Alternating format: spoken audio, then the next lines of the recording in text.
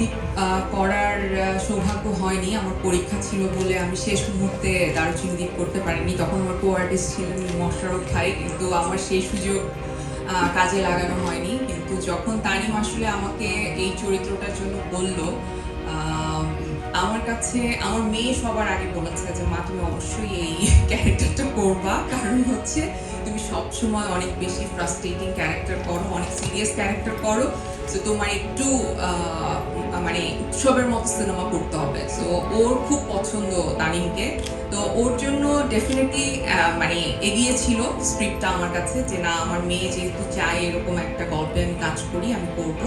আর হুমায়ুন আহমেদ তো আসলে আমার কত পছন্দের এটা সবাই জানে, যে স্যারের জন্যই আমি লাক্স টাইম লাইফ সুপারস্টারের নাম লিখিয়েছিলাম।